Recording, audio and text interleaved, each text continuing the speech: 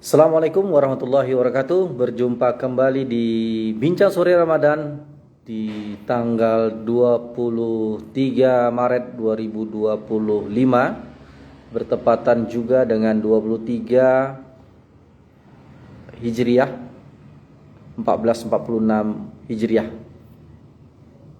23 Ramadan 1446 Hijriah. Kali ini Bincang Sore Ramadan, ya. Ini adalah sesi siang yang di ujung dari Ramadan.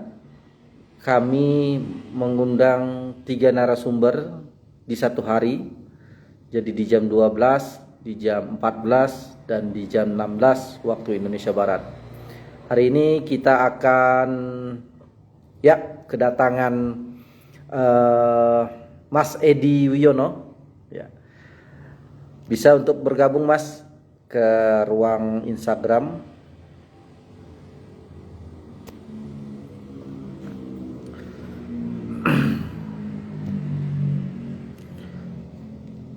Ya, hari ini kita kedatangan pegawai Perpusnas, Perpustakaan Nasional Republik Indonesia, Mas Edi Wiono, yang akan mengobrol tentang strategi Perpusnas dalam penguatan budaya baca dan literasi.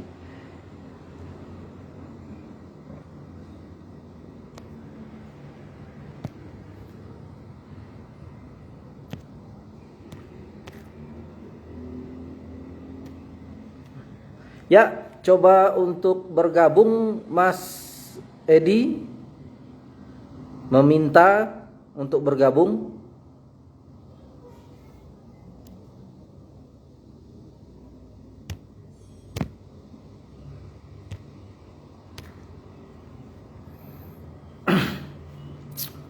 Baik.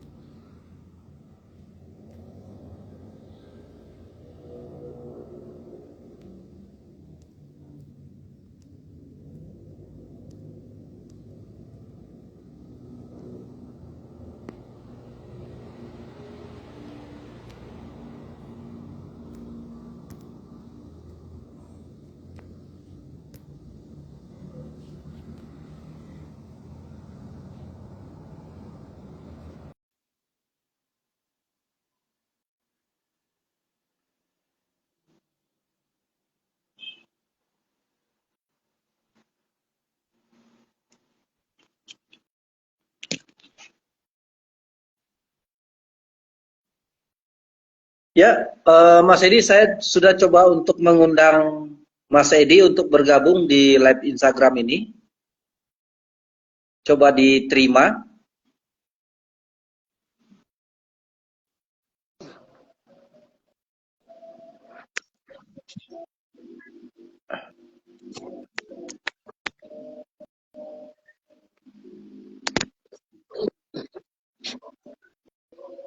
Ya, Mas.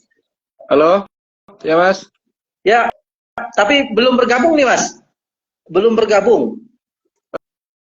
Sebentar, ini soalnya pakai HP sama pakai laptop ini Mas. Sebentar, kalau di laptop gimana ya Mas? Dilangsung. Nggak pernah main IG soalnya Mas.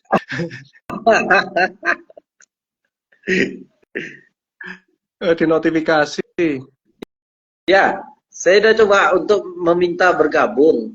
Eh, Mas Edi pakai laptop sekarang perangkatnya. yang ini pakai HP Mas, tapi pakai laptop aja. HP-nya soalnya agak lowbat ini. Pakai Ah, laptop aja, ntar Mas. Lip dulu ya. Coba pakai laptop ya Mas ya. Lip dulu ya. ini, lip dulu.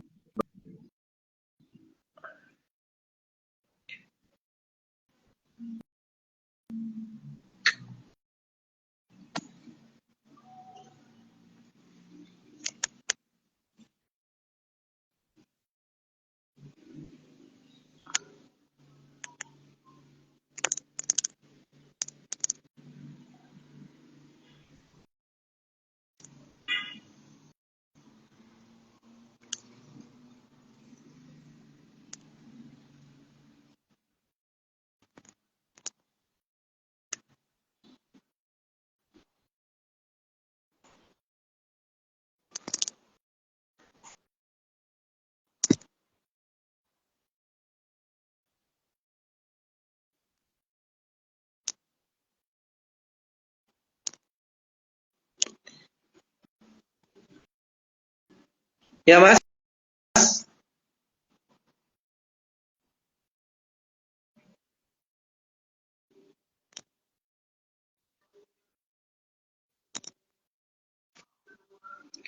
Baik, sahabat rumah baca, kita menunggu untuk narasumber kita untuk bergabung di Bincang Sore Ramadan hari ini.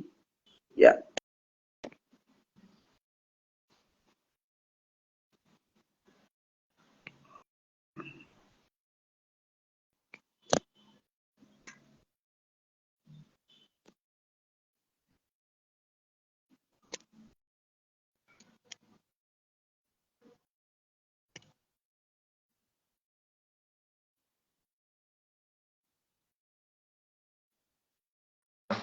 ya,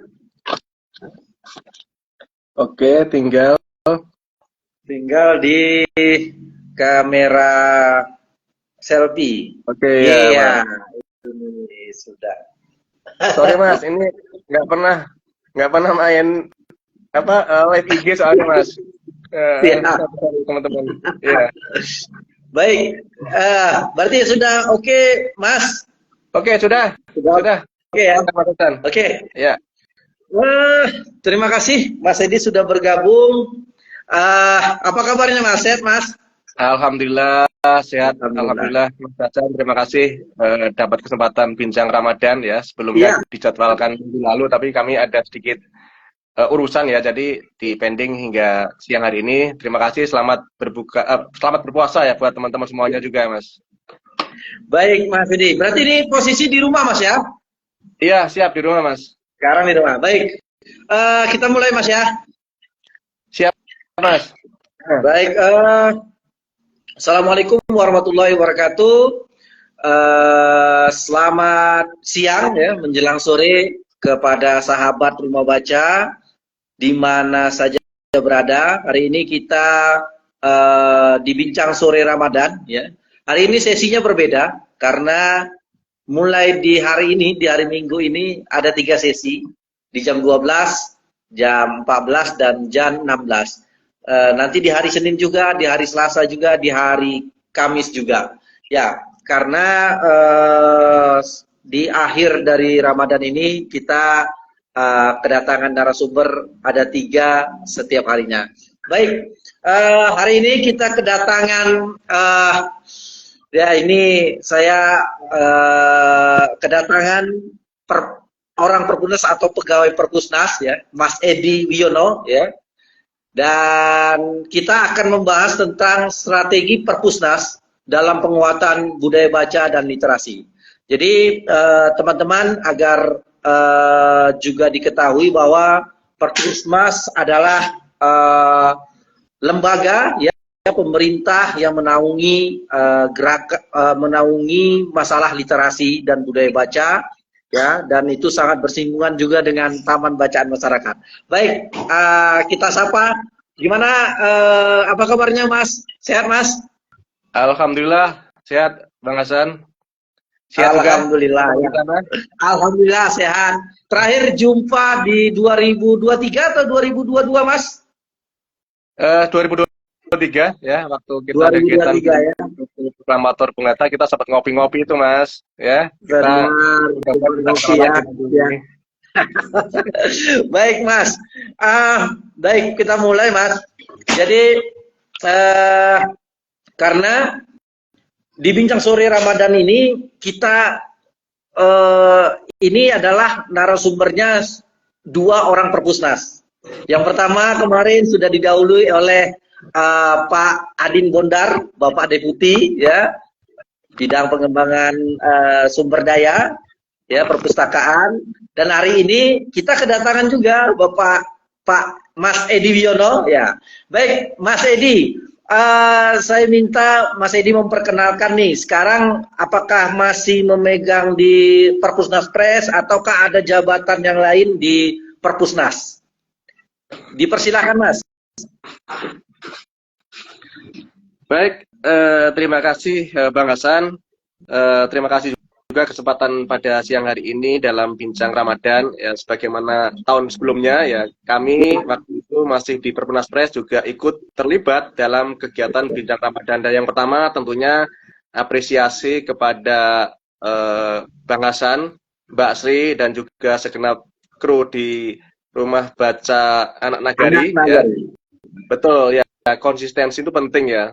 Saya nggak membayangkan bahwa tiap tahun Bang Hasan, Mbak Sri bisa melaksanakan kegiatan Bincang Ramadan ini ya dengan narasumber yang sangat luar biasa. Saya juga sering mengikuti, Mas. Sangat variatif dari beberapa unsur, beberapa latar belakang yang semuanya memang memiliki irisan terkait masalah dunia literasi, penguatan budaya baca, dan juga teman-teman dari TBM. Nah, saat ini saya di Biro Perencanaan, Mas ya. Nah, saya sudah tidak di Perpustakaan Press lagi. Setelah kurang lebih 4 tahun ya, saya menginisiasi berdirinya Perpunas Press, kemudian berbagai kegiatan, termasuk juga mungkin Perpunas Writer Festival, inkubator literasi, dan penulisan-penulisan dengan mengakomodir teman-teman dari daerah. Alhamdulillah di awal 2025 kemarin, saya mendapat amanah baru untuk posisi sebagai Kepala Biro Perencanaan dan Keuangan. Nah, tentunya kegiatan kita pada siang ini juga sangat erat kaitannya dengan apa yang hendak kami lakukan, kami agendakan, kami rencanakan di tahun 2025 nanti.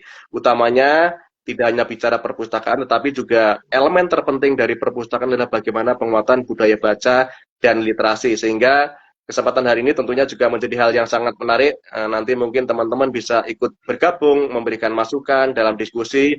Meskipun saya lihat sebelumnya juga ada Pak Dr. Adin Bondan sebagai Deputi Pengembangan Sumber Daya Perpustakaan.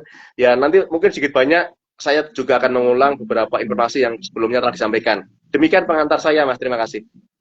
Baik, terima kasih Mas Edi. Saya senang sekali. Jadi kan di Bincang Sore Ramadan ya, Rumah Bacaan Nagari itu ada 2 orang perpusnas ya. Kalau saya katakan ya orang penting tentang kegiatan gerakan literasi di Nusantara, di Indonesia.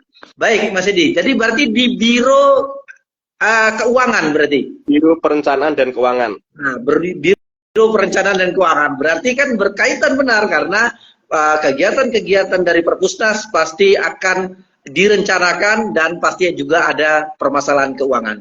Baik, Mas Edi,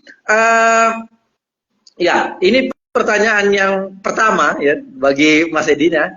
Bagaimana nih peran perpusnas ya, peran perpusnas ya dalam meningkatkan minat baca ya, terutama di daerah dengan akses terbatas ya di bahan bacaannya. Karena terakhir ya di 2024 itu ada bantuan 1000 buku yang sudah dibahas juga dengan Pak Adin Bondar.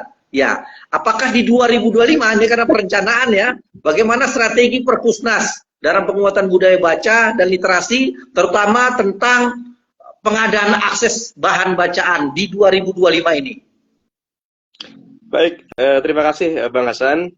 Benar sekali ya, bahwa kondisi anggaran secara keseluruhan ya tahun 2025 ini kan mengalami kita bilang sebagai restrukturisasi atau efisiensi ya, efisiensi cukup besar, dan itu sudah menjadi diskusi banyak kesempatan baik di level nasional maupun di daerah ya. Bahkan kami pun juga bisa saya sampaikan bahwa kami itu ada efisiensi atau penghematan sebesar 38% lebih.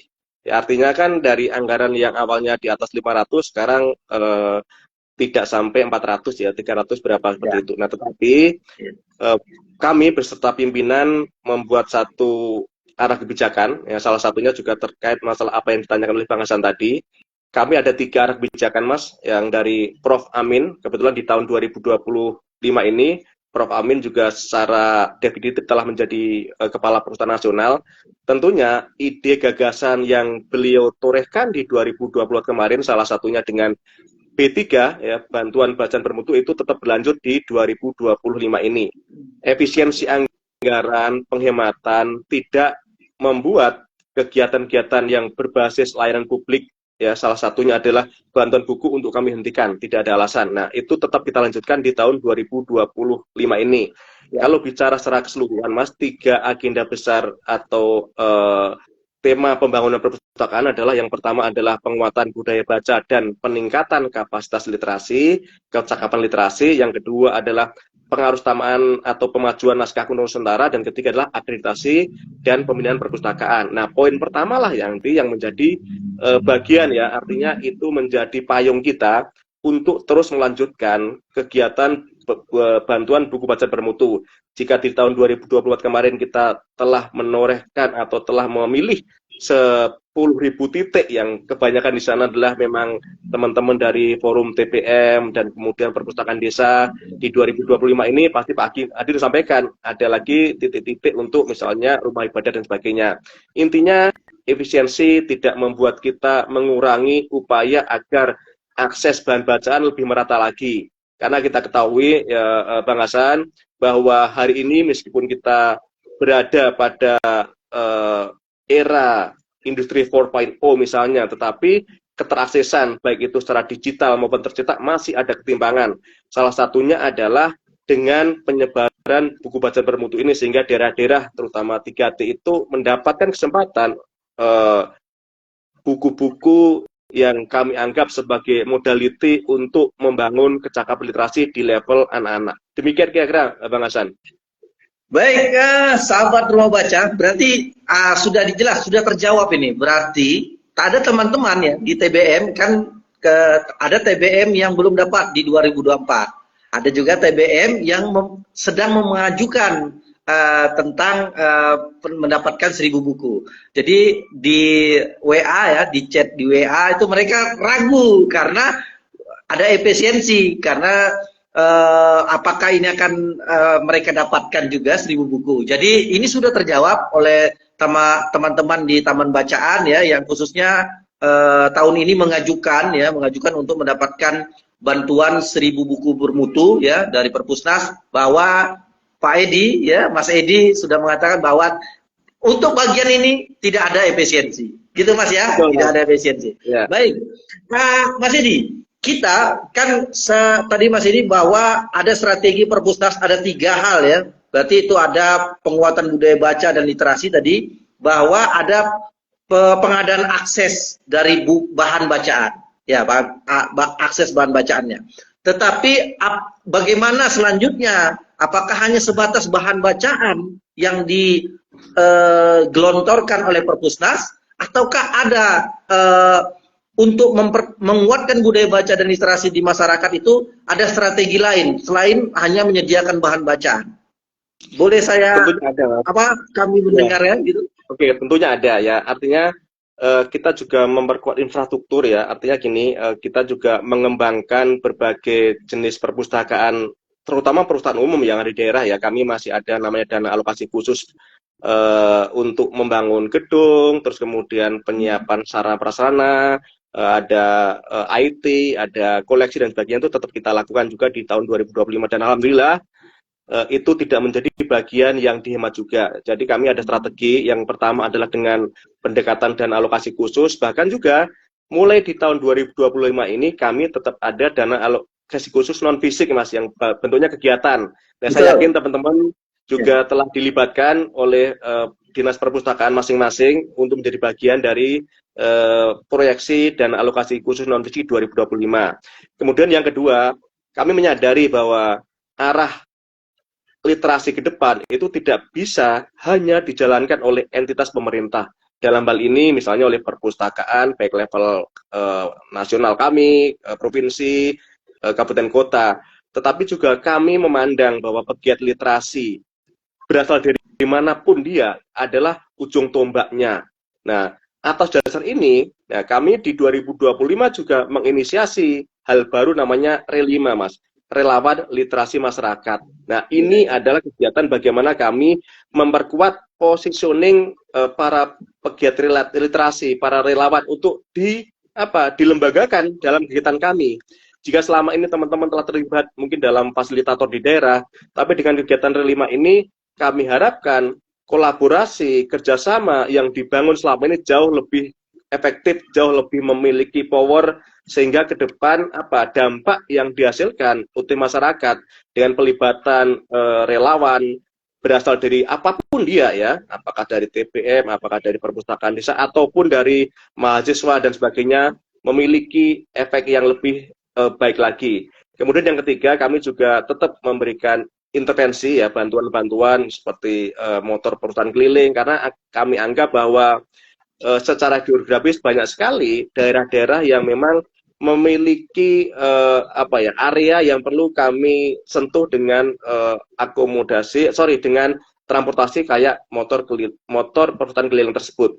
Tapi yang lebih utama adalah relawan literasi masyarakat ini, Mas. Sehingga nanti harapan kita adalah kolaborasi dengan para pegiat literasi jauh lebih masif lagi, ya, sehingga bisa memberikan dampak kepada masyarakat. Tentunya kemarin Pak Deputi telah memberikan banyak penjelasan terkait dua kegiatan tersebut. Nah, ini adalah inisiasi kami. Jadi kami di perencanaan mencoba untuk membangun hal-hal baru, ya, yang selama ini belum bisa kami laksanakan. Ya, jika selama ini kami lebih banyak menggandeng pihak ketiga, sekarang saatnya lah kita melibatkan para pegiat literasi yang memang memahami benar, ya, kondisi di akar rumput seperti apa, sehingga pendekatan-pendekatan yang kami lakukan diharapkan memang sinkron. Apa yang mereka butuhkan sama dengan apa yang menjadi kebijakan kami, sehingga tidak ada mislead di sana. Itu kira-kira Mas dasarnya. Terima kasih. Baik Mas Edi, terima kasih.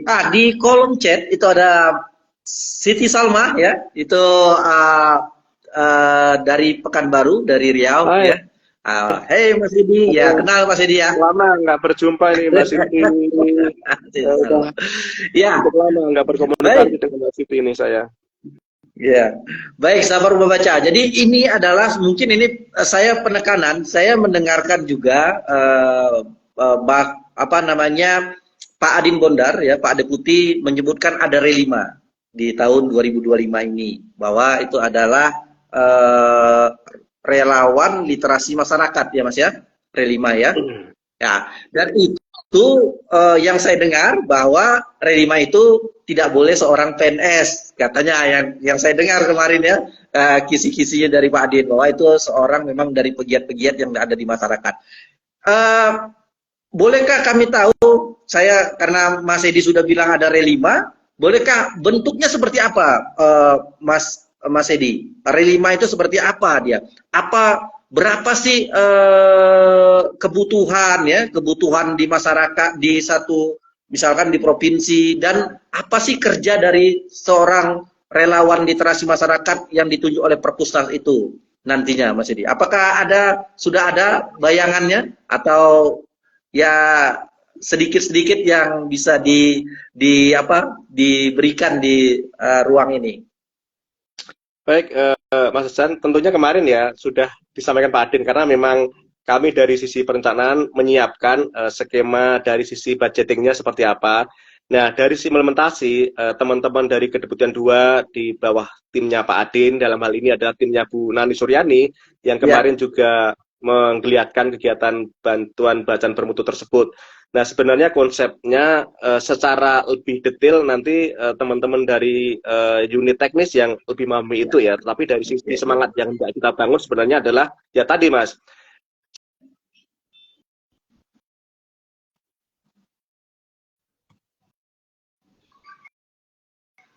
Nah, tetapi tentunya juga skemanya seperti apa itu sedang dirumuskan ya. Kalau kita mencoba mengkooperasikan dengan kegiatan-kegiatan serupa yang ada di KL lain misalnya ya, kayak tahun 2024 kemarin Kemendikbud dalam hal ini Badan Bahasa ada namanya kemarin Mas, yang di teman-teman juga yang hibah untuk pegiat literasi dan juga untuk komunitas sastra misalnya seperti itu ya. Bampen Komlin, Bampen. Ya, Bampen pemerintah untuk komunitas dan untuk komunitas literasi dan juga komunitas sastra budaya misalnya seperti itu. Nah, ini yang sedang diformulasikan dan nampaknya sebenarnya teman-teman dari unit teknis telah merumuskan tersebut ya. Tetapi yang menjadi goalnya adalah itu yang menurut kami harus benar-benar bisa dicermati secara lebih tepat ya, agar ada integrasi antara beberapa program yang telah dilakukan oleh Perpustakaan Nasional dengan agenda relima ini. Jadi sebenarnya kita ingin ya dalam tahun 2025 awal kemarin kami telah melakukan namanya analisis fishbone, Mas. Jadi untuk memetakan semua kegiatan-kegiatan program yang ada di seluruh unit kerja itu seperti apa ya. Nah, dari hasil analisis ini kita harapkan bahwa program-program yang digulirkan oleh unit teknis yang ada di kami itu saling bersinkronisasi, Mas, ya. Ada hubungannya. Misalnya apa? Di satu sisi kita misalnya ada intervensi bantuan-bantuan, ya, apakah itu P3 ataukah itu bantuan skema yang lainnya. Nah, dengan Relima ini mereka lah nanti yang akan mengoptimalisasikan ya bahan-bahan bacaan bermutu tersebut misalnya. Nah, apakah ini nanti melalui dinas perpustakaan misalnya sebagai leading sector di daerah atau direct langsung kepada para pegiat TBM. Nah, ini teman-teman sedang merumuskan itu ya. Saya belum bisa memberikan satu cukup yang pasti karena memang saya khawatir salah menjawab. Ya. Tapi filosofi yang dibangun dari kita ini adalah mensinergikan kegiatan yang ada di Perpusnas dengan relawan-relawan literasi inilah, pegiat literasi inilah yang menjadi ujung tombak ya. Jika selama ini banyak dilakukan oleh misalnya konsultan ya. Kalau kemarin kan kita lihat ada beberapa kegiatan yang kami lakukan secara melalui konsultan. Nah, inilah kita coba geser ya. Fungsi konsultan itu kita geser ke para pegiat literasi. Itu sebenarnya semangat yang kita bangun sehingga engagement atau keterlibatan para pegiat literasi itu tidak hanya untuk satu case tertentu saja ya, meskipun terus terang aja dalam diskusi kami dengan juga diksi yang dipakai kata-kata relawan ini juga menjadi hal yang diperdebatkan juga ya. Ya kita tidak ingin justru kegiatan Relima ini menimbulkan masalah baru lagi quote on quote, Mas. Apa itu misalnya? Nah, selama ini kita harus yakini bahwa teman-teman pegiat literasi di daerah itu bekerja berdasarkan jiwa kerelawanannya, misalnya ya. Mereka tidak digaji, mereka tidak diubah, tapi semangat untuk sama-sama membangun negeri ini dengan memperkuat budaya baca dan literasi itu yang menjadi fondasi kerja mereka. Nah, tapi ke depan seperti apa? Misalnya ketika kita harus meng-hire para pegiat literasi atau relawan tersebut. Nah, ini memang hal yang kemarin sebagai bahan masukan saya juga ya. Jangan sampai di lapangan itu nanti menimbulkan friksi-friksi loh si A kok dibayar enggak. Itu sudah harus kita bisa identifikasi dari awal sehingga formulasi kegiatan ini di satu sisi memang membawa goal yang cukup baik terkait masalah penguatan budaya baca literasi tadi, tapi di sisi lain semangat relawan, semangat pegiat literasi baik itu yang misalnya dibayar atau tidak terus bergerak, terus berjuang seperti itu, Mas. Ya, baik. Jadi saya sebenarnya sudah kisi-kisinya di Relima ya, di forum itu sudah terdengar juga ya, relawan gitu. Tapi ya itu karena belum tahu benar bagaimana bentuknya. Jadi dari Mas Edi saya mendapatkan info bahwa alangkah baik ya, memang jangan satu program malah menimbulkan friksi di tengah-tengah masyarakat karena ya itu tadi ya memang ada suatu hal yang baru, pasti ada nanti yang memberikan masukan atau ya yang negatif ya ataupun positif ya. Tetapi hari ini saya mendengar dari Mas Edi bahwa Relima itu juga digodok dengan baik ya di belakang, bukan hanya program-program yang asal-asalan ya. Dan pastinya sahabat gua baca, karena Perpusnas ya, tadi saya melihat menanggapi apa yang Mas Edi bilang bahwa sudah ada ini bahan bacaan bermutu sudah diberikan ya, infrastruktur sudah diberikan, tetapi bagaimana pegiat-pegiat literasi yang ada di masyarakat itu yang memanfaatkan, menghidupkan apa yang diberikan oleh Perpusnas ini di tengah-tengah masyarakat. Itu fungsi dari Relima, dan itu menggantikan yang biasanya dahulu fasilitator digunakan orang ketiga ya, third party. Hari ini langsung nih para pegiat literasi yang memang betul-betul terjun di tengah-tengah masyarakat menggerakkan literasi ya, relawan-relawan literasi di hire. Nah, ini yang jadi akan bagaimana nanti ke depannya kita tunggu ya Mas Edia, ke depannya kita tunggu. Tapi sangat baik, sangat positif, saya sambut apa yang dirancang oleh Perpusnas. Baik Mas Edi, ini kita beralih ke pertanyaan yang agak bukan ke topik ya, Ini bagaimana kalau menurut pandangan dari Mas Edi ya, sejak bagaimana nih Mas Edi menanggapi ya apa sih yang menjadi tantangan ya terbesar ya yang dihadapi ya kondisi anak-anak sekarang ya, khususnya anak-anak dan remaja, karena mereka kalau pemerintah mengatakan 2045 adalah generasi emas, berarti kan anak-anak yang sekarang yang akan mengisi nanti di 2045. Bagaimana menurut Mas Edi tantangan terbesar kita ya? Ya kita ini termasuk sudah tua ya, mungkin sudah ada 40-an kan berarti sudah tua nih. Bagaimana nih menurut Mas Edi ya sebagai pegawai Perpusnas dan juga sebagai pegiat literasi yang berada di ruang-ruang literasi ya, di komunitas-komunitas literasi, di IP juga ya, juga bersahabat dengan para pegiat-pegiat literasi ya, di forum TBM, di Pustaka Bergerak dan seluruhnya. Bagaimana menurut Mas Edi, apa tantangan terbesar yang kita hadapi untuk membangun kebiasaan membaca pada masyarakat, anak-anak dan remaja khususnya?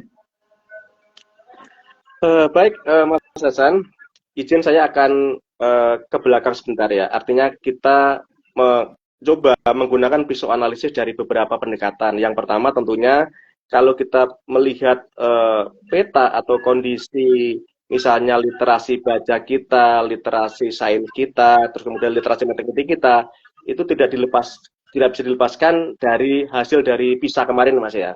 Nah, maka dari itu kami di Perpustakaan Nasional juga di tahun 2025 ini juga menjadikan itu sebagai salah satu latar belakang kita dalam menyusun berbagai kegiatan. Selain PISA, tentunya hasil dari asesmen nasional kita juga menunjukkan bahwa literasi membaca kita masih jauh dari kata ideal, masih jauh dari yang kita harapkan sebenarnya.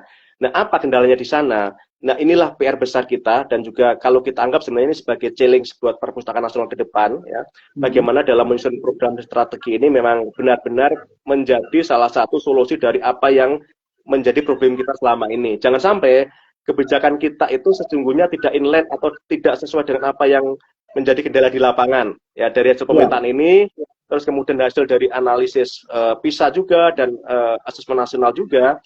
Nah, minat baca rendah ini sesungguhnya memang harus kita coba cari permasalahan di mana sih? Apakah benar misalnya anak-anak kita, ya, kalau kita melihat PISA kan di bawah 15 tahun misalnya, apakah benar bahwa minat baca itu nggak ada? Atau bisa jadi memang dari penyediaan bahan bacaan, itu sebenarnya sudah menjadi diskusi kita ya Mas ya. Artinya kami di Perpusnas tentunya tidak bisa berjalan sendiri, terutama kalau kita bicara terkait masalah penyediaan bahan bacaan yang ada di perpustakaan sekolah, karena mereka lah yang paling banyak kuantitinya. Perpustakaan sekolah itu menepati hampir lebih dari 75% jumlah perpustakaan di Indonesia, ya. Maka kita juga skemakan kolaborasi sinergi dengan teman-teman dari pengelola perpustakaan sekolah misalnya, ya, melalui instansi dana bos, ya, tidak hanya buku-buku pengayaan yang sifatnya itu diktat, tapi buku pengayaan di luar itu, Mas, yang bisa kita berikan di sana, ya. Artinya memang dalam beberapa kesempatan kami bincang-bincang dengan teman-teman pengelola perpustakaan di daerah, salah satu kendala mereka adalah bahwa budgeting untuk pengadaan buku itu mayoritas ditentukan oleh dinas pendidikan misalnya. Jadi mereka nggak memiliki independensi untuk menentukan buku-buku kebutuhan apa yang diperlukan siswa. Nah, ini memang menjadi case ya, dan hasil pemerintahan ini juga perlu kita coba formulasikan ulang terkait masalah pengadaan buku-buku pengayaan di luar buku-buku teks seperti itu. Itu yang pertama. Terus yang kedua, perpustakaan, Mas. Nah, selama ini perpustakaan di sekolah terutama ya, kalau kita bicara hasil dari asesmen nasional dan juga PISA, itu kan anak-anak sekolah yang diukur ya, dan itulah menjadi modality kita nanti menuju misalnya ke 45 sebagai tahun emas kita ya. Kalau nggak kita mulai dari sekarang, kapan lagi? Nah, perpustakaan itu seharusnya tidak hanya digunakan oleh siswa misalnya ketika jam istirahat saja ya, tetapi gunakanlah perpustakaan, koleksi-koleksi yang di perpustakaan sebagai ruang belajar bersama ya. Ketika belajar sastra misalnya, ya gunakan perpustakaan langsung, pilih, anak-anak bisa memilih ya, misalnya novel, sastra-sastra sesuai dengan apa yang diinginkan, sehingga perpustakaan sekolah tidak hanya sekedar sebagai pelengkap, tapi sebagai apa namanya, kalau kita katakan sebagai jantungnya sekolah juga, Mas ya. Buku-buku di sana benar-benar dinikmatin oleh siswa-siswinya. Kemudian yang ketiga, ya kita bicara terkait masalah era digitalisasi, memang kecenderungannya ya semua Gen Z, Gen Alpha itu adalah menggunakan sarana digital sebagai upaya mereka mendapatkan sumber bacaan. Tetapi kalau kita mencoba mengaca ke policy kebijakan di negara-negara tingkat literasi tinggi, ya kita bacalah di media ya, misalnya kayak negara-negara Skandinavia, Swedia ya, mereka telah mengembalikan kebijakan untuk apa? Untuk kembali menggunakan buku-buku tercetak. Karena apa? Ya tentunya mereka memiliki satu kajian yang sangat komprehensif juga, bahwa setelah pemanfaatan teknologi informasi ini, ya baik itu buku cetak, ngetik pakai laptop dan sebagainya, itu telah menurunkan apa? Telah mendegradasi tingkat inovasi dari anak-anak sekolah di sana. Dan ini juga diadopsi oleh Gubernur Jawa Barat kemarin sudah mengatakan akan seperti itu. Ya, jadi memang kita di samping kita tetap beradaptasi dengan teknologi, buku-buku tercetak tetap harus kita support terus, Mas ya. Meskipun di era penghematan ini pengadaan buku tercetak sangat terbatas ya, tapi itu perlu kita pikirin ulang ya, untuk bisa bagaimana agar anak-anak itu bisa menikmati, mendapatkan sumber bacaan melalui buku-buku tercetak. Kita sadarlah ya, ketika kita membaca di buku digital banyak sekali di situ distorsi yang masuk, itu udah kita akui lah. Ketika kita ingin membaca, misalnya kita ingin membaca satu berita di misalnya di Tempo, tapi ada notifikasi WA, ada notifikasi Facebook dan sebagainya, itu ternyata juga apa? Juga mengurangi tingkat konsentrasi ketika kita membaca untuk mendapatkan sumber bacaan. Jadi beberapa hal inilah yang nampaknya memang perlu kita pikirkan bersama ya. Tentunya kami di Perpustakaan Nasional selain pengembangan dari sisi tadi saya katakan beberapa intervensi bantuan bacaan dan sebagainya, kita juga ingin bahwa perpustakaan-perpustakaan yang di daerah sebagai sebagai kepanjangan tangan kita, meskipun secara organisatoris bukan lagi di bawah kita. Ya, kita ingin mereka juga selalu memperbarui koleksi-koleksinya, ya, koleksi-koleksi terbaru juga harus ada di mereka. Karena saya khawatir ya, ketika mereka, kenapa mereka nggak datang ke perpustakaan? Ya karena apa? Yang mereka cari tidak ada, ya, yang mereka butuhkan tidak ada. Sementara konten provider lainnya, information provider lainnya sangat banyak sekali, ya. Dan kalau kita bicara terkait masalah ketepatan informasi itu, ya perpustakaan adalah satu-satunya yang saya anggap hari ini tidak ada bias ya. Kalau kita misalnya di media online misalnya, banyak sekali di sana bias-bias yang kalau kita sendiri tidak literat dari sisi digital informasinya, juga memiliki efek yang menurut saya tidak produktif. Itu kira-kira, Mas. Ya, baik Mas Tedi. Jadi sahabat Ruang Baca, bahwa memang tantangan kita ke depan sangat besar ya, sangat besar, Pak. Tetapi Perpusnas tetap berusaha ya untuk melakukan bagaimana ya, karena di 2045 ya item literasi itu ada dimasukkan ya. Bagaimana kalau ingin menciptakan sumber daya manusia ya, generasi emas itu literasi itu harus tinggi, dan itu dipegang oleh Perpusnas. Baik Mas Edi. Mas Edi, ini sekedar intermezzo ya. Tetapi saya ya masih pesimis ya. Pesimisnya bagaimana? Ya saya bergiat di gerakan literasi bersama Taman Bacaan ya. Kita terus menggerakkan ya literasi. Tetapi ini sekedar kritisi ya, kritisi yang mungkin membangun ya. Karena banyak stigma-stigma, dan ini sudah dibahas juga. Kemarin saya mewawancari Kang Gong ya. Kang Gong mengatakan bahwa stigmanya karena kalaulah Perpusnas ya, Perpusnas pasti kita tidak bisa melepaskan dengan namanya Perpusda atau perpustakaan provinsi ya. Di situ saya stigma-stigma yang terjadi bahwa, dan itu menjadi rahasia umum, bahwa yang menjadi kepala dinas itu adalah bahwa orang-orang yang dipindahkan ke perpustakaan ini adalah orang-orang buangan katanya, kan? Stigma itu sudah muncul ya, terus muncul begitu. Makanya ini memang perjalanan yang berat ya. Tetapi bagaimana menurut Mas Edi tentang hal itu? Karena ya kami ya sebagai pegiat juga merasa itu berdampak juga ke kita. Jadi kita sudah kalau dibilang sudah sudah siap untuk tempur ya di tengah masyarakat, tetapi ketika kita ingin bergandengan tangan dengan perpustakaan daerah, ya di situ kelihatan ketimpangan ya, karena memang ya kita merasa bahwa kita ini orang-orang pegiat literasi ini terjunkan relawan itu peduli memang tanpa juga digaji, tanpa juga di ini kita tetap bergerak gitu. Tetapi ketika kita membenturkan dengan kebijakan ya akhirnya polanya berulang lagi seperti itu. Polanya berulang lagi kita dipatahkan ya atau di mana ya seperti itu. Bagaimana menurut Mas Edi ya? Karena ini kita meminta nih biar ruang ini bukan hanya ruang untuk mengatakan bahwa ini, tetapi kan ada ruang kritisi kan seperti itu. Baik, terima kasih Mas Hasan. Kami ada dua strategi sebenarnya, ada dua pendekatan. Yang pertama pendekatan secara legal standing ya. Kalau kita bicara perpustakaan itu kan kita ada Undang-Undang 43 2007 misalnya. Tetapi di luar itu legal standing atau regulasi ya atau undang-undang yang itu menjadi salah satu acuan pemerintah daerah, termasuk juga di sana adalah perpustakaan, adalah Undang-Undang 23 tahun 2014 terkait pemerintah daerah, Mas ya. Di situ ada pengaturan urusan ya. Sebenarnya perpustakaan itu sudah lumayanlah dia menjadi urusan konkuren meskipun sebagai urusan wajib non pelayanan dasar. Ya, kemarin dalam diskusi kami juga dengan Kemendagri yang rencananya mereka akan melakukan pemutakhiran ya atau perubahan terkait undang-undang itu. Kita juga ingin yang pertama adalah memasukkan bagaimana agar perpustakaan itu ya bisa sama dengan pendidikan. Apa itu?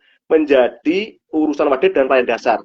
Karena kami berpandangan, saya sendiri sebenarnya berpandangan bahwa ketika perpustakaan di daerah itu menjadi urusan wajib dan pelayanan dasar, maka yang pertama adalah dari sisi budgeting tentunya akan jauh lebih kuat lagi dari sekarang ya. Karena kenapa tadi misalnya Mas Gong mensinyalir ada beberapa kepala dinas yang dipindahkan ke perpustakaan itu dianggap diperpustakaankan atau diarsipkan ya, meskipun nggak semuanya benar. Ada seperti itu dan itu memang yang terbangun dan itu PR saya ya, ketika ke daerah selalu memberikan semangat ke mereka ya, bahwa ketika Bapak Ibu dipindahkan perpustakaan itu jangan dianggap bahwa Bapak Ibu mendapatkan misalnya hukuman atau mendapatkan posisi untuk sebelum pensiun, karena tidak seperti itu juga sebenarnya semuanya, Mas. Tapi karena kebanyakan seperti itu, jadi stigma yang terbangun, persepsi yang terbangun adalah ketika mereka masuk perpustakaan berarti oh ini pasti ada bermasalah, oh ini pasti akan pensiun. Dua hal itulah ya. Tetapi kalau kita lihat misalnya Dinas Perpustakaan di Kutai Kertanegara, Mas, itu anggarannya luar biasa, Mas. Bahkan hampir 27 M itu untuk level kabupaten kota. Dan itu menjadi incaran banyak orang, ya. Dia ingin di sana, ya. Nah, oleh sebab itu sebenarnya kerangka regulasi yang hendak kita dorong adalah ya dari pemutakhiran Undang-Undang 23 tahun 2014 nanti agar ekstensi perpustakaan di daerah itu jauh lebih kuat lagi. Ya, tentunya dengan ekstensi lebih kuat lagi akan diikuti oleh apa? Oleh budgeting, ya. Oleh budget yang kuat, oleh program-program yang kuat juga ya. Sehingga apa? Sehingga ketika siapapun yang menduduki posisi sebagai kepala dinas itu merasa bahwa oh, ini loh sebenarnya kekuatan saya untuk bisa bekerja. Karena mereka bekerja berdasarkan itu, Mas ya. Selain kami punya Undang-Undang 43, tapi justru dasar mereka adalah di Undang-Undang pemerintah daerah tersebut yang telah mengatur misalnya apa yang bisa dilaksanakan oleh perpustakaan level provinsi, level kabupaten kota seperti apa. Sehingga kami ingin ya kita memiliki satu masukan untuk pemutakhiran ini agar apa? Ekstensi perpustakaan yang di daerah jauh lebih kuat lagi, jauh lebih berdaya lagi ya, karena memang dalam beberapa misalnya kami melakukan audiensi, salah satu yang mereka keluhkan adalah dari si budgeting, anggaran mereka sangat kecil sekali ya. Karena apa? Program itu memang tidak harus selalu berbasis anggaran, tetapi anggaran juga sangat menentukan program-program yang ada di daerah. Itu yang pertama dari sisi regulasinya kita ingin dorong sebagai payungnya adalah di Undang-Undang pemerintah daerah ini.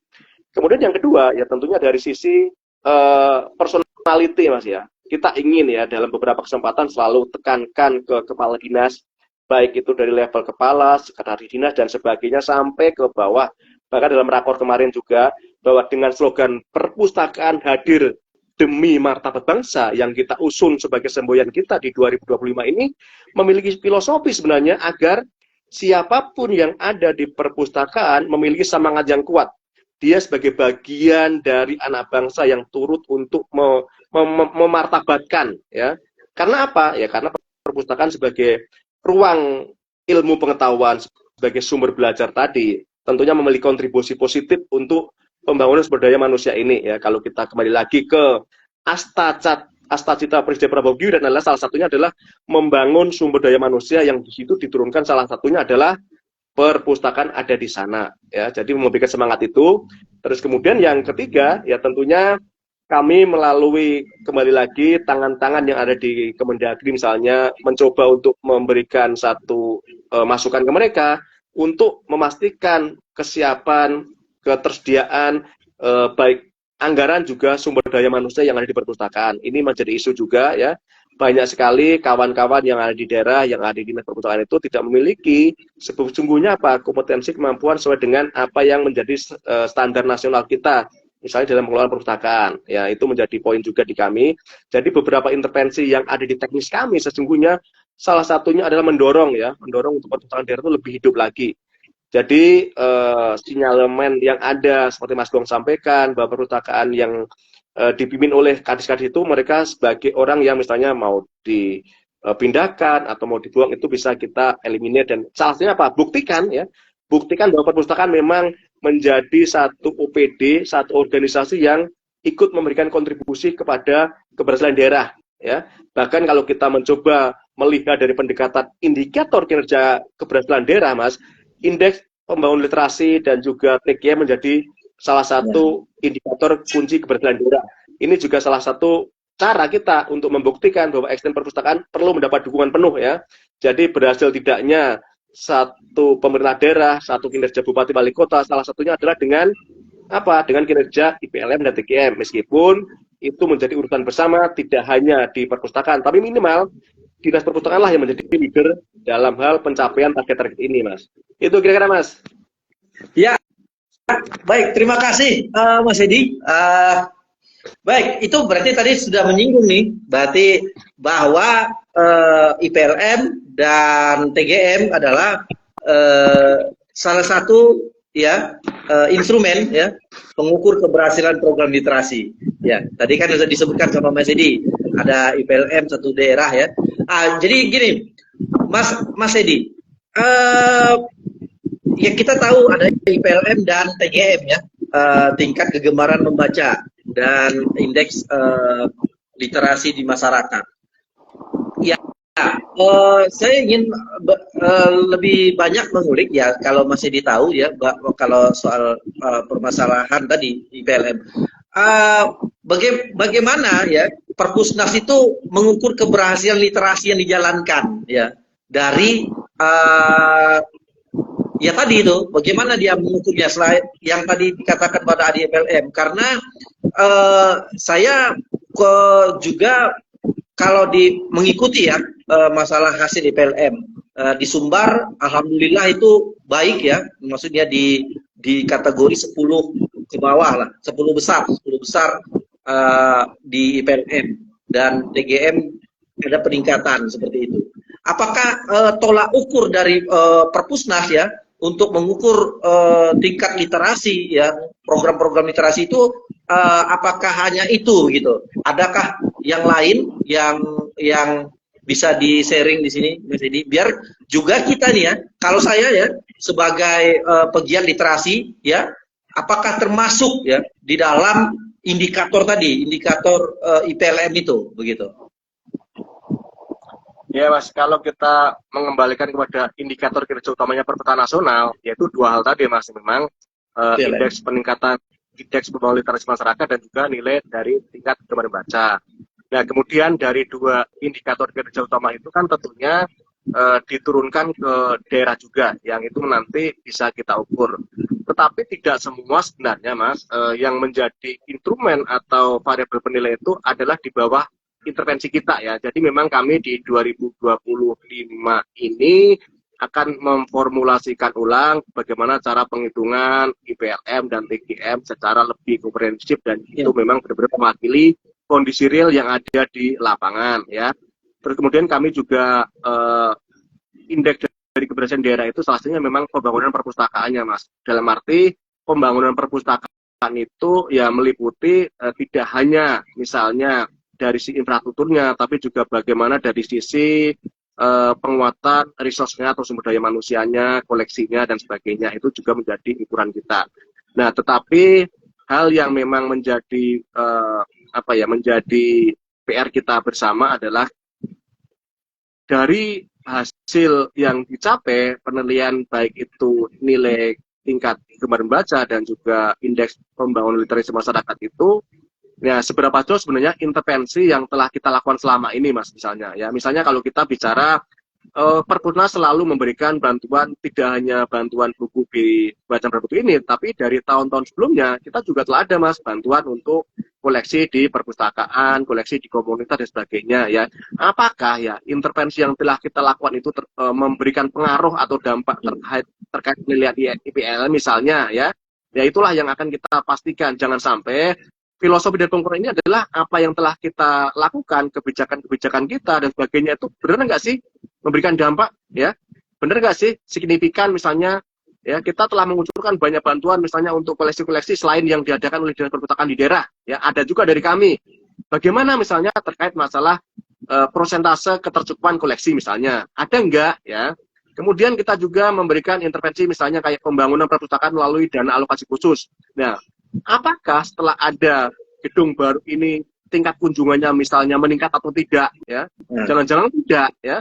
Mereka dibangun diberikan udah. Ya itu PR besar kita. Jadi kami mengembangkan kebijakan ini skemanya adalah sustainability, keberlanjutan. Makanya kami selalu ingatkan kepada teman-teman di daerah, jangan sampai setelah kita kasih budget 10 miliar misalnya untuk kabupaten kota dan 15 miliar untuk provinsi, kita tidak mendapatkan signifikasi pertumbuhan kepemanfaatan dari perpustakaan tersebut.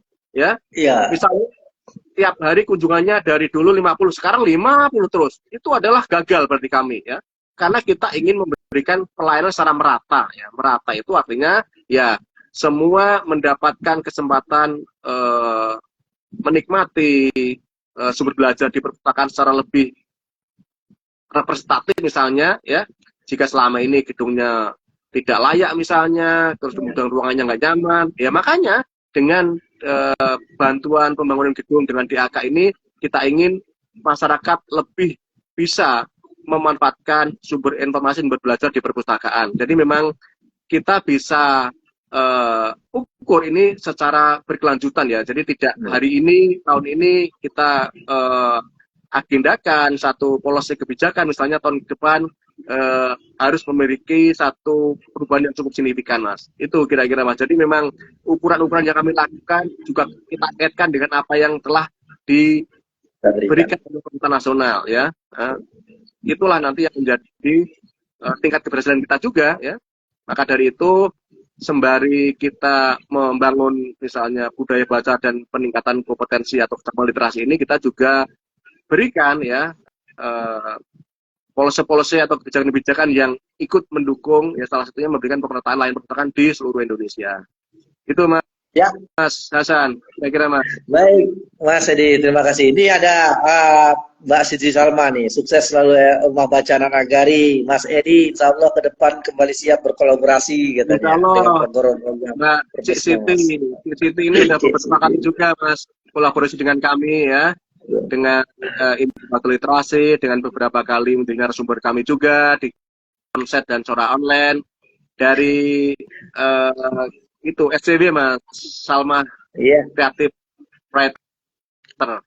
Iya. Baik, Mas Edi, tadi saya kembali ke awal tadi. Tadi sudah ada tadi ada naskah kuno, ada 3 program yang akan direncanakan. Apa tadi Mas? Naskah kuno, satu lagi apa Mas? Pengaruh utama kuno, dan yang ketiga standarisasi dan pembinaan perpustakaan. Nah ya. Kalau yang bentuk naskah kuno itu seperti apa nanti Mas? Nah gini, kami di 2025 ini sebenarnya keberlanjutan sih Mas ya, keberlanjutan dari 2020 dan juga tahun-tahun sebelumnya sebenarnya kami telah ada upaya, dan ini juga sebagai amanah dari Undang-Undang 43 tahun 2007 terkait pengelolaan naskah kuno, dan juga kalau kita coba relasikan dengan apa yang menjadi prioritas nasional Prabowo Gibran misalnya Kata Cita ke-8, di sana juga ada satu satu kegiatan pembangunan yang namanya revitalisasi naskah kuno Nusantara. Nah, dari revitalisasi ini kita turunkan menjadi pengaruh utama naskah, atau kami juga katakan sebagai pemajuan naskah kuno Nusantara. Upaya-upaya yang kami lakukan dari proyeksi ini adalah ya salah satunya bagaimana agar kandungan atau nilai ya. Jadi kita tidak hanya ngomong pada sisi pelestarian saja, Mas, dari sisi pelestarian, tapi juga bagaimana agar pendayagunaan dan optimalisasi nilai-nilai yang terkandung dalam naskah tersebut itu bisa dipahami oleh banyak orang ya. Jadi kami ada kegiatan misalnya kayak alih aksara, alih bahasa, saduran dan sebagainya. Selama ini kalau kita biarkan naskah ya, tidak hanya dari sisi tadi Mas, pendekatan preservasi, tapi juga apa sih nilai-nilai yang terkandung, ya, relevansinya juga dengan hari ini, hari depan dan sebagainya, ini ada di sana ya. Jadi kita ini tidak hanya menjadi tanggung jawab kami di pusat, banyak di daerah juga melakukan itu Mas ya. Melakukan itu, jadi di 2025 nanti kita juga dari pendekatan kepenulisan misalnya ya, kami juga ada yang namanya itu bagaimana agar isi atau value yang terkandung dalam naskah itu bisa kita bisa kita alih wahanakan ke dalam bentuk misalnya bentuk-bentuk komik dan sebagainya ya, tanpa mengurangi mengurangi isi dari naskah tersebut. Naskah kuno atau naskah Nusantara itu identik dengan bacaan orang-orang yang sudah sepuh dan sebagainya. Kita tidak ingin sehingga pendekatan dengan alih wahana menjadikan konten yang ada di naskah tersebut dalam bentuk buku-buku komik itu telah kita lakukan di tahun 2025 ini, sehingga nilai-nilai yang dimaknai, dipahami tidak hanya oleh orang tua ya, tetapi juga oleh anak-anak muda. Itu kira-kira Mas, bahkan anak-anak di bawah ya. Makanya kita juga ingin ya ada penjenjangan juga dari bahan bacaan tersebut, mana sih yang pas untuk anak SMP, SMA dan sebagainya. Ya, baik, Mas Edi. Ya, ini saya mewakili teman-teman dari TBM ya. Nah, jadi tadi ada misi ketiga dari Perpusnas ya. 3 hal. Apa namanya tadi Pak Edi yang terakhir yang untuk perpustakaan?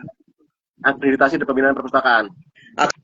Akreditasi dan pembinaan. Apakah akreditasi dan pembinaan perpustakaan itu hanya untuk perpustakaan desa, perpustakaan daerah, ataukah bisa juga menyasar kepada taman bacaan? Bagaimana pandangan perpustakaan mengenai taman bacaan ya, yang memang ya mereka entitas yang berdiri secara mandiri seperti itu? Saya pikir itu perlu Mas ya. Artinya memang kita harus bisa memanai pembinaan itu tidak hanya untuk perpustakaan umum misalnya ya, misalnya perpustakaan desa dan sebagainya, tapi semua entitas perpustakaan salah satunya adalah taman bacaan. Nah, kemudian apakah nanti mereka harus terakreditasi misalnya, itu kan jadi pertanyaan juga Mas ya. Nah, dari sisi kami sebenarnya bagaimana agar skema ini tidak menyulitkan, tidak membebani kepada teman-teman pegiat literasi dan juga pengelola TBM. Tetapi di sisi lain, kami juga ingin mendapatkan data-data ya, data-data terkait misalnya koleksinya seluruh Indonesia berapa sih kira-kira yang ada di daerah, misalnya koleksi yang ada di Sumatera Barat berapa sih ya. Selama ini kan yang masuk ke kami itu kan sangat terbatas sekali ya, padahal kami melakukan intervensi untuk misalnya bantuan buku komunitas, tetapi kami tidak pernah mendata itu, sehingga sehingga capaian dari sisi ketercukupan koleksi dibandingkan masyarakat itu nggak pernah tercapai ya. Maka dari itu dari awal saya sampaikan bahwa apakah intervensi yang telah kami lakukan itu sudah masuk dalam sisi pendataannya misalnya ya, sehingga kami tahu misalnya RBAN ini memiliki koleksi berapa sih ya, baik itu koleksi yang diberikan oleh kami misalnya melalui bantuan, diadakan diri, ataupun hibah dari tempat lain, tapi itu juga bisa memenuhi unsur dari ketercukupan koleksi tadi ya. Tetapi kami juga tidak ingin ya aktivitas ini menjadi beban juga ya buat teman-teman pegiat literasi ya, misalnya dengan berbagai aktivitasnya. Tetapi nampaknya ke depan salah satunya adalah memang basisnya adalah NPP Mas, nomor pokok perpustakaan ya. Salah satunya adalah bisa mendata ya semua aktivitas-aktivitas, kegiatan-kegiatan yang ada di komunitas dan juga taman bacaan. Ya, kalau masalah akreditasi ini memang terus terang aja Mas, itu memang nampaknya masih agak susah ya. Tapi kalau fungsi pembinaan itu saya pikir memang menjadi tanggung jawab kita juga ya. Tapi kalau akreditasi memang banyak hal yang terpenuhi, misalnya terkait masalah standarisasi pengelolaannya, standarisasi koleksinya, standarisasi ruangannya ya. Dan ini kami juga sedang rumuskan juga ya, agar apa? Agar instrumen-instrumen atau variabel-variabel yang kita ukur itu juga tidak terlalu menyulitkan ya. Tapi minimal harapan kita adalah kami bisa mendapatkan data-data dari nomor pokok perpustakaan yang harus diisi oleh teman-teman ya dari komunitas. Karena kami punya kepentingan di sana, Mas. Kepentingan apa? Ya data-data, data-data koleksi, data-data pengelola, data-data aktivitas, sehingga ketika kami misalnya meluncurkan bantuan bacaan, apakah akan seperti tahun 2020 ini misalnya, ya kita nggak tahu. Jangan sampai yang ada itu ya buku-buku skema untuk 6 tahun ke bawah, sementara sebagai usernya, sebagai penggunanya itu lebih variatif lagi.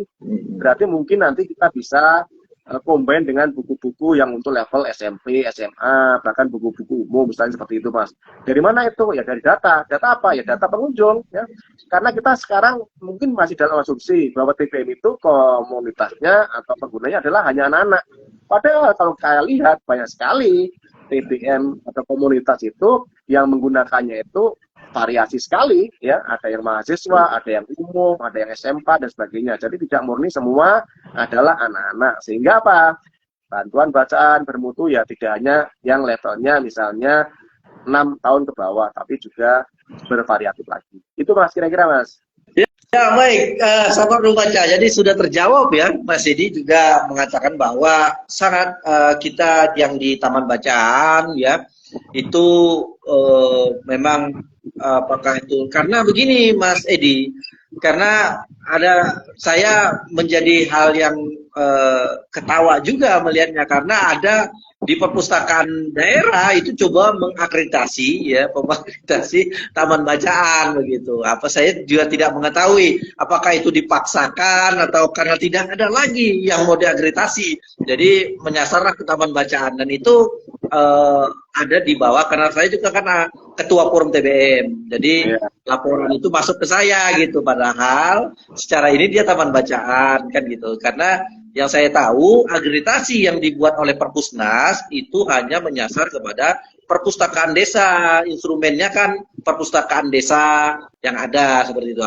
Apakah sudah ada nih? Saya bertanya, apakah sudah ada untuk taman bacaan, akreditasi taman bacaan seperti itu yang dibuat instrumennya oleh Perpusnas begitu. Jadi ini teman-teman yang mendengarnya ini, berarti kita menunggu saja dulu. Nanti mungkin ada instrumen yang dibuat oleh Perpusnas tentang akreditasi TBM ya. Kita siap untuk akreditasi ya, kita penuhi kan seperti itu ya. Baik Mas Edi, saya apakah ya ini sudah kalau sudah bertanya harapan ini sudah sampai kepada ujungnya ini nanti sudah mau selesai gitu. Jadi apa harapannya? Ya dari Pak Mas Edi juga mewakili dari Perpusnas ya. Yang sedikit banyak pasti tahu dapurnya Perpusnas. Apa harapan dan apa rencana jangka panjang Perpusnas ya dalam membangun budaya baca yang kuat dan berkelanjutan di Indonesia? Ya selain tadi apa-apa hal yang tadi masih disebutkan, apa sih harapan dan rencananya jangka panjang Perpusnas dalam membangun budaya baca yang kuat? Ya, baik. Makasih Bang Hasan dan juga teman-teman sobat Rumah Baca Anak Nagari ya. Kami memang ada skema yang namanya jangka pendek, jangka menengah, dan jangka panjang juga ya. Kalau kami dalam tataran 2025-2029 Mas, ada namanya rencana jangka panjang menengah, dan itu kami terjemahkan namanya rencana strategis perpustakaan nasional ya. Jadi kita tidak bicara pada tahun 2025 aja, tetapi juga sampai tahun 2029. Bahkan kalau kita bicara namanya RPJPN jangka panjang menengah itu sampai tahun 2045 nanti. Nah, tentunya setiap tahun ya kita ada agenda pembangunan perpustakaan, tetapi inginnya memang berkelanjutan ya. Sehingga apa yang menjadi pencanangan kami di tahun 2025 ini misalnya juga sebagai keberlanjutan dari apa yang telah kami canangkan di tahun 2024 kemarin. Kami tidak bisa lepas dari fungsi kami, ya tentunya setiap kami bekerja, yang pertama adalah mendasari adalah fungsi kami mengacu kepada Undang-Undang 43 tahun 2007. Kemudian yang kedua tentunya adalah yang tadi, rencana jangka panjang nasional seperti apa, itulah yang kami turunkan menjadi rencana strategis kami, ya. Penguatan budaya baca dan literasi adalah salah satunya, ya. Masih banyak hal lain, ya, yang ada dalam Renesta kami di tahun 2025-2029 ini, baik itu berkaitan dengan kebijakan berbasis internal kami, ya, artinya memang penguatan dari sisi kelembagaan di kami, kemudian optimalisasi unit kerja yang ada, tapi juga yang sifatnya itu adalah eksternal, yang memang kami melibatkan berbagai stakeholder, ya, salah satunya memang dinas pendidikan daerah, bagian literasi dan sebagainya. Itu kami dalam jangka panjang adalah bagaimana kita bisa mensinergikan polisi kebijakan yang ada di nasional di kami, ya. Makanya dari itu di awal Februari kemarin kami ada namanya rapat koordinasi nasional bidang perpustakaan. Salah satunya itu, Mas, untuk bisa mensinergikan, ya, mensinkronisasikan kebijakan-kebijakan yang ada di perpustakaan nasional, yang tentunya kami turunkan juga dari kebijakan secara nasional, ya, yang ada di RPJMN tadi, ya. Agar apa? Agar bisa diadopsi juga oleh daerah, baik itu level provinsi maupun kabupaten kota. Sehingga apa?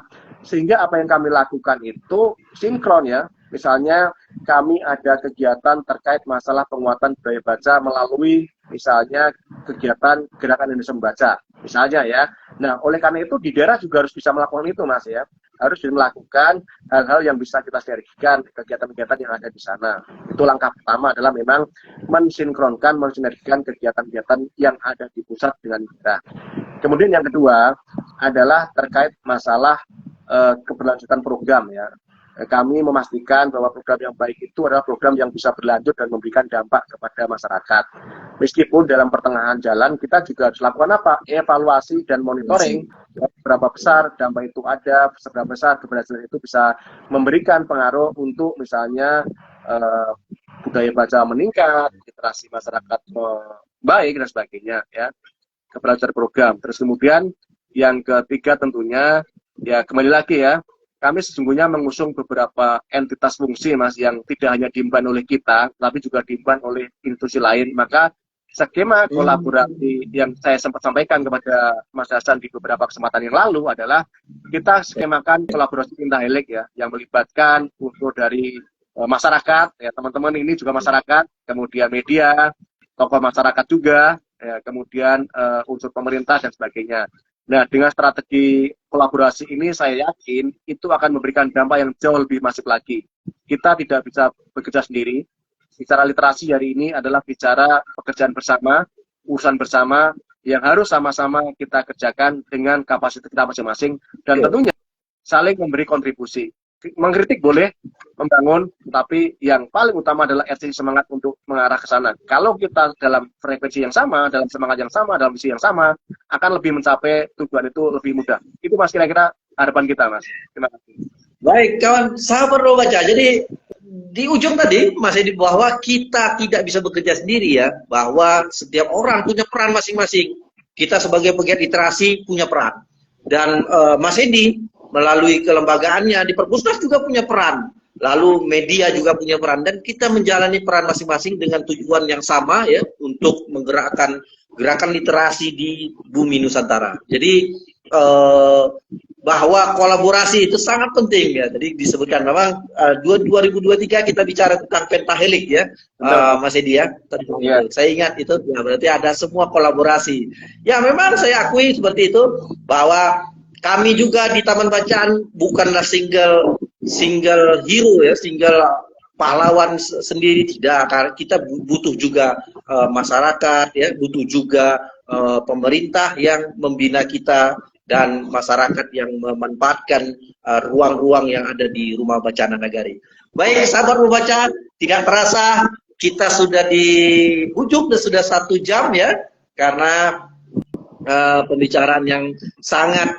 Jadi saya pribadi, Mas Edi, mengetahui apa misi, ya, apa harapan, apa tujuan dari pemerintah, ya khususnya dari Perpusnas ya mengenai gerakan literasi. Jadi kami sebagai pegiat literasi yang ada di daerah juga dapat mensinkronkan. Jadi kita jangan hanya menuntut ya.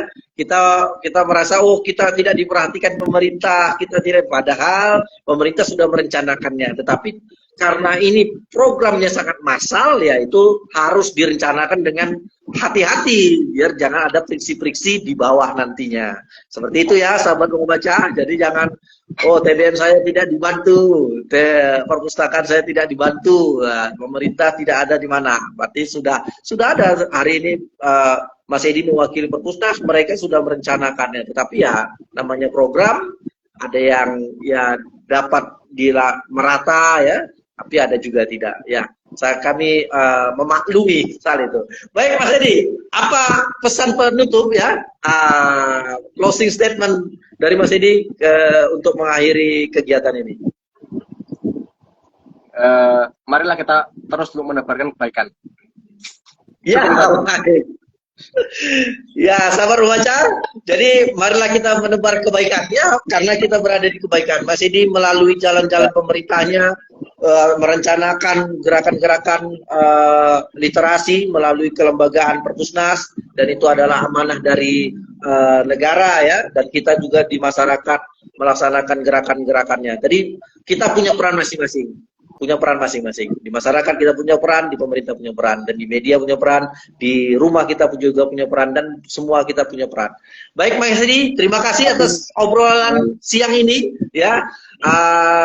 Jangan bosan-bosan menerima undangan dari Rumah Baca. Kalau misalkan Rumah Bacaan Nagari tahun depan mengundang dari Pak Mas Edi kembali untuk ya apa yang terbaru dari gerakan-gerakan literasi. Terima kasih Mas Edi. Mungkin Mas di Mei mungkin saya akan ke Sumbar, nanti kita bisa bikin kegiatan lagi, mampir di RPAN lagi. Mas, siap.